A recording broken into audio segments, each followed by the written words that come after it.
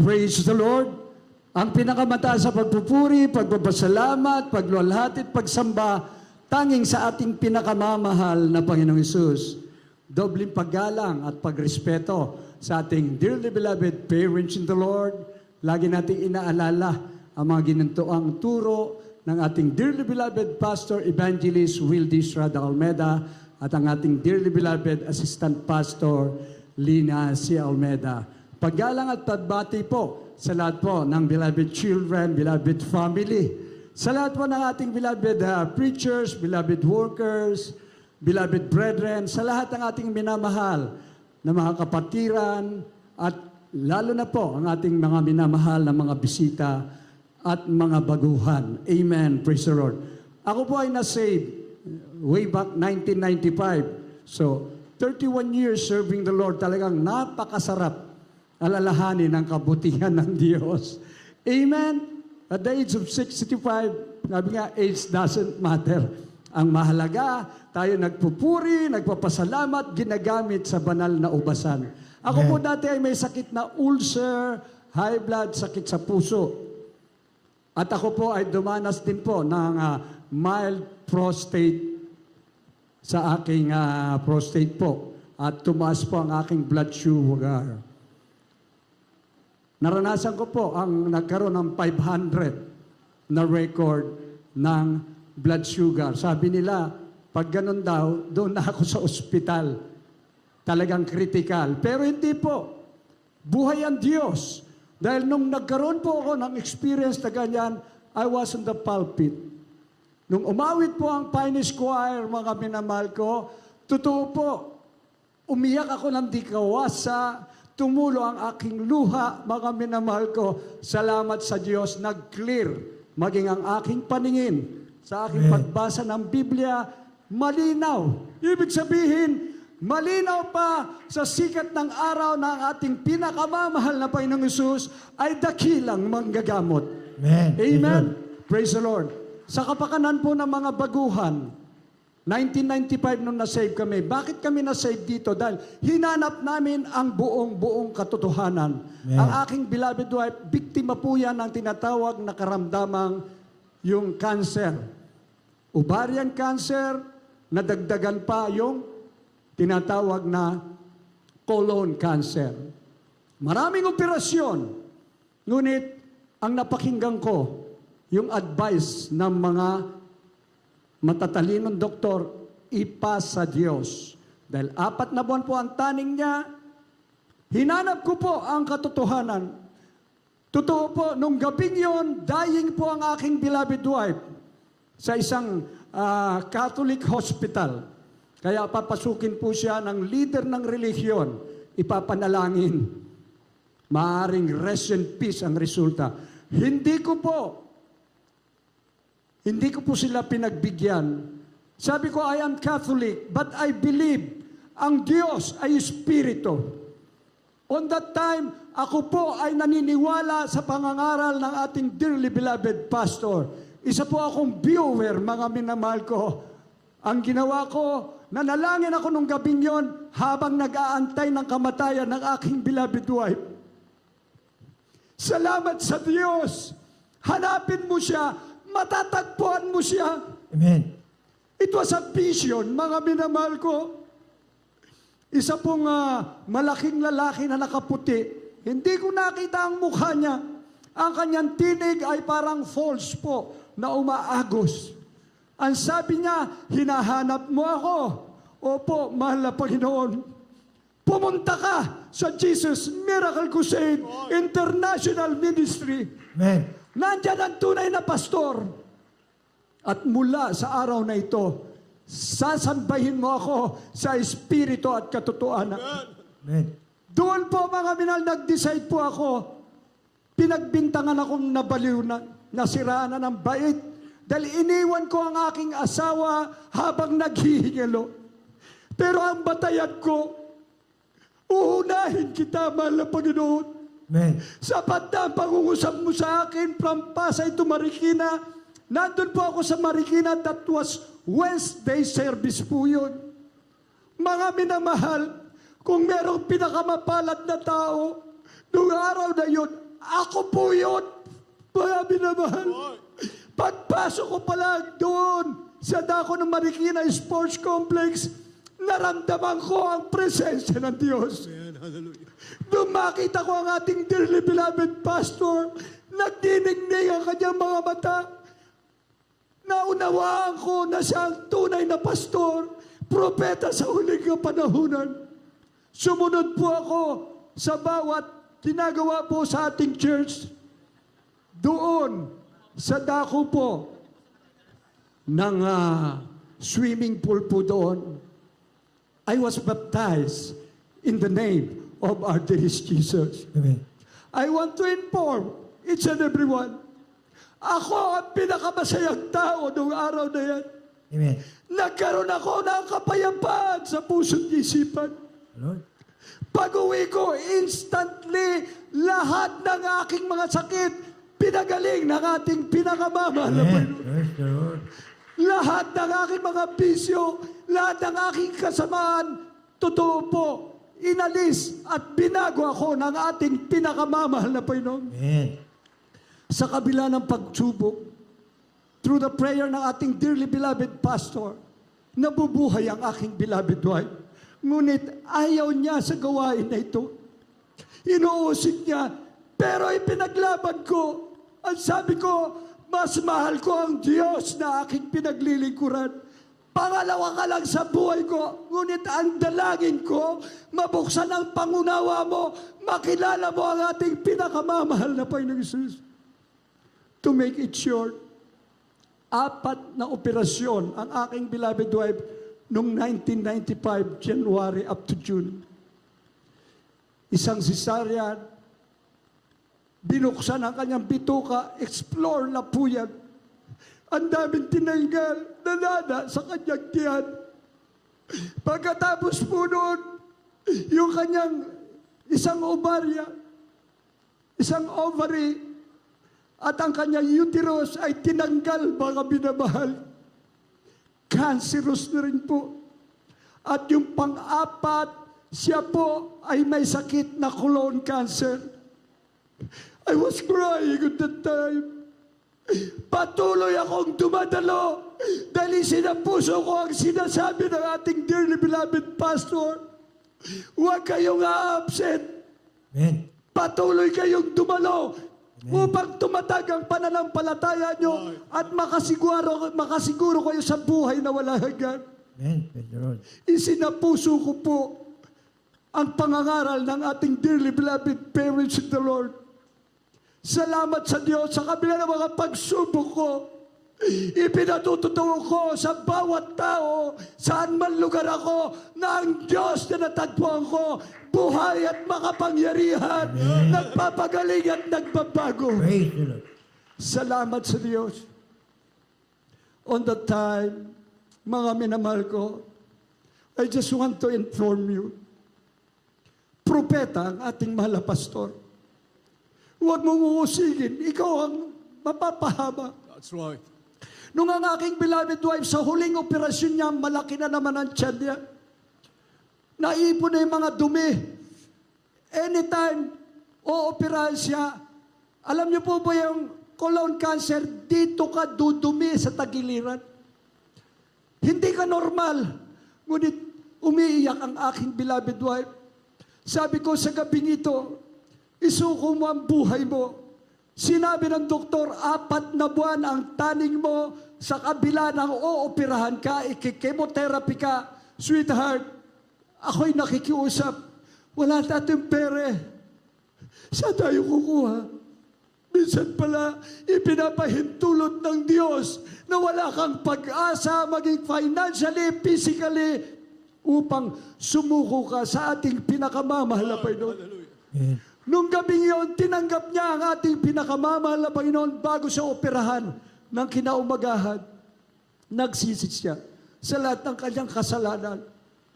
Tandaan mo yan, yung iniusik mong propeta, siya rin ang mananalangin sa iyo. Magsumamo ka lang sa ating pinakamamahal na Panginoon. Pagkatapos may panalangin, kumulo ang tiyan. Tumakbo doon sa CR. inilabas niya, pasintabi sa kumakain, napakabahong dumi, napakarami, kulay itim. Umiiyak siya. Nangusap ang ating pinakamamahal na Panginoon. Anak, matagal na kitang tinatawagan. Ngunit nagmatigas ka. Ang sabi niya, mahal na Panginoon, ngayong araw na ito, I completely surrender myself to you. Ikaw ang kikilalanin kong Diyos na makapangyarihan na sinasamba sa Espiritu at katotohanan. Pagkatapos po niyan, inilabas niya ang lahat ng dumi sa kanyang katawan. Nung inoperahan siya kinaumagahan, ang suggestion niya at ang prayer niya, sana pagdugtungin ang aking large intestine. Ayoko maging abnormal. Sabi ko sa kanya, itataya ko ang ating relasyon. Kung hindi maganap ang lahat ng prayers mo, aalis na lang ako. Dahil ko lang patunayan, natagpuan ko na ang katotohanan. Ipaglalaban ko yan, ano man ang mangyari. Salamat sa ating dakilang Diyos. Nung inoperahan po siya, pinutol ang large intestine, tinanggal ang bukol, idinigtong. Amen.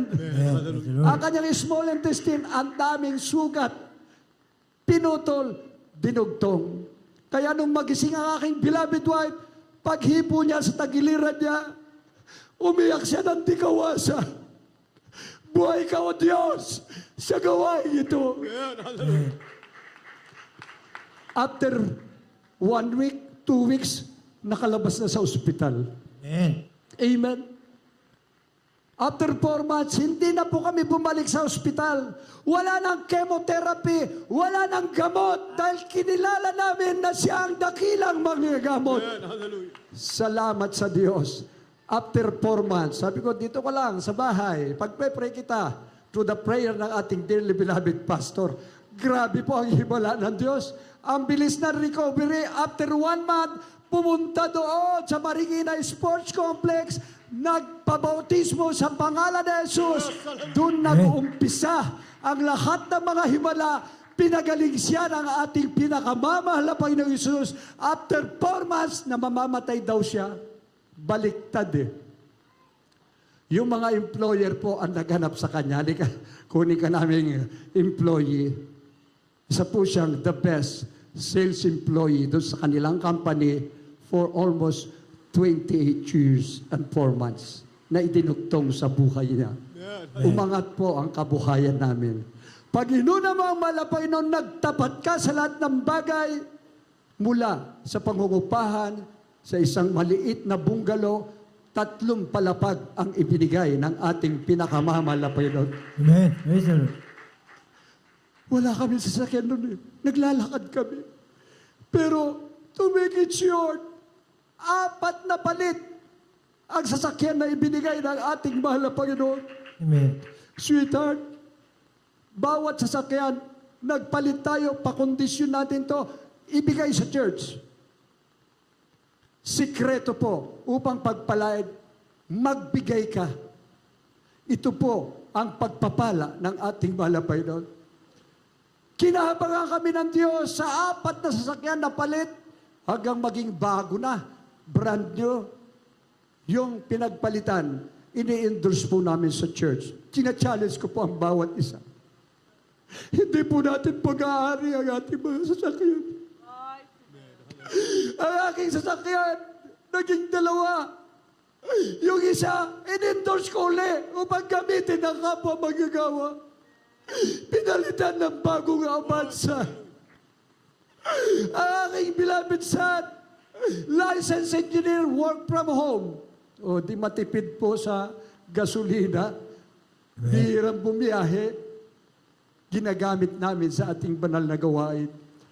At ang aking beloved wife, in his time, pagkukunin ka ng ating mahal na Panginoon, last 2 years ago, kinuha siya ng mahal na Panginoon, 28 years and 4 months na pagpapala sa ating dakilang Diyos. Nung kinuha siya, sabi niya sa akin, ibinilin niya,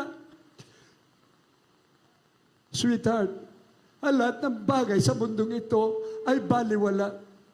Magmula sa araw na ito, ako'y kukunin ng ating mahal na Panginoon. Tumingin ka sa lahat ng pagpapala patungo sa buhay na wala hanggan. Kaya salamat sa Diyos, nakatayo ako sa inyong banal na harapan. Nakikipagbaka ng mabuting pakikipagbaka dahil ito na lang ang uling pag-asa natin na ang Diyos na ating nakilala, makapiling natin sa langit sa buhay na wala hanggan. Amen. Pag-usapan natin ang kasulukuyan, pagpapala. Maraming salamat sa tagumpay ng 51st Church Anniversary. Tagumpay po, mga minamahal ko. Amen. Isa pong sister, ito po ay 11 years. 11 years na may spinal column. May sakit po siya. Hindi po nakakalakad, hindi nakakaupo, nakahiga na lang, mga minamahal ko. Nakadalo sa ating banal na gawain. Nagre-request ng folding bed. Binigyan namin, pinadala namin ng folding bed with combination ng upuan. Maginhawa siya. Ay sabi ko, salamat. Saksi po kami, mga minamahal ko, nung dinala sa bautismo, binubuhat. Pagkatapos mabautismoan, tumayo, mga minamahal ko. Praise the Lord. Praise po. Ang kagandahan doon. Ayaw nang umupo. Umawit ang ating beloved Pines Choir. Magmula Our Father, joyful song, nagpupuri sa Diyos. Amen. Hanggang umuwi, hindi na siya humiga o umupo man. Ang sabi niya, pinagaling ako ng ating pinakamamahal na Panginoong Jesus. Amen. Purihin ang ating dakilang Diyos. Mga minamahal, nalaman po natin na may nangyari dito. February 4. Yun pong baguhan na may Alzheimer, pagkatapos ng solemn song, abay tumakas. 9 days po yan na nawawala. Apektado yung nagdala. Talagang galit na galit ang pamilya sa kabila ng nandito sila, ipinapaliwanag na buhay ang Diyos natin. Inuusig tayo, mga minamahal ko, at iplinano nila na iba't ibang mga kaso. Nagdirekta sila na may abogado sila, yun daw po ay kidnapping. Sabi ko, walang imposible sa Diyos. Salamat sa Diyos, inatras nila yung kaso. Ngunit, hindi pa natagpuan yung tao. Ang ating mga kapatid, na baguhan po dito, nagdala siya ng kaluluwa upang maligtas. Sumingit ang kaaway, mga minamahal ko. 9 days na hindi natagpuan, mga minamahal ko. Purihin ang ating dakilang Diyos. At totoo po, ang ating mga kapatid, paalis po sa South Korea. Ano mangyayari sa kanya? Maaaring makulong siya, pero buhay ang Diyos natin eh. Lahat magsabing, praise the Lord. Amen. Kahapon po, natagpuan po yung brother na yan na may Alzheimer, isinurrender po doon sa lugar namin at Karakadaka. Dinala naman namin sa lahat ng mga station upang siya'y ma-clear lahat. Kahabagan ng Diyos, dinala namin dito, nagpabautismo yung brother, nagpabautismo yung kanyang mahal na anak. Totoo po, pinagpala ng ating pinakamamahal na Panginoon. Yes. Praise the Lord. And lastly po, totoo po, nawala po yung cellphone ko eh. Hindi bale, yung taong nawala, na-save eh. Naligtas eh. Cellphone lang yan. Pero buhay ang Diyos natin. Kanina po, ibinalik po nakapulot. May logo ng Jesus Miracle Crusade. Amen. Kaya, ang pinakamataas na pagpupuri, pagpapasalamat, pagluwalhati sa ating pinakamamahal na Panginoon Hesus po lamang.